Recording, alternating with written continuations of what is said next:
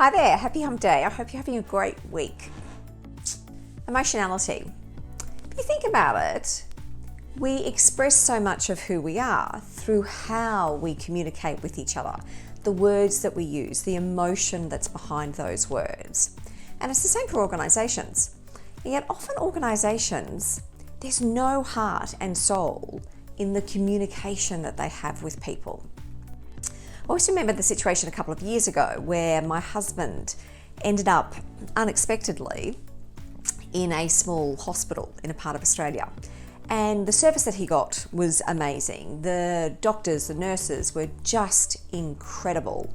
And we were both so thankful and appreciative of their support, the expertise, and just the genuine care that they showed. And so we both wrote a lovely letter to the CEO expressing our appreciation, but also commending the hospital on the culture and the work that was being done. What was really interesting was what we got in response. So the letter was addressed to the CEO. Now, I wouldn't expect necessarily the CEO would respond personally, but you would expect that you would get a letter that at least had been delegated from the CEO and showed some care and interest. But instead, what we got was a form letter.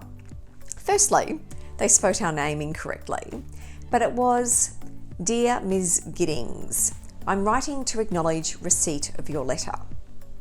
That was it. No heart, no soul, no emotion. Now, we were both genuinely expecting a happy response, a sense of pride, a sense of accomplishment, this response back from someone to say, "Wow, thank you. We are so glad that you appreciated the work, the talent, the expertise of our team."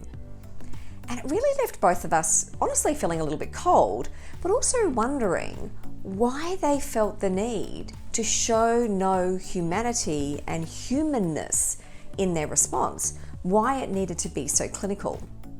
So there's no doubt that the letter was written by a person, yet that human side was missing.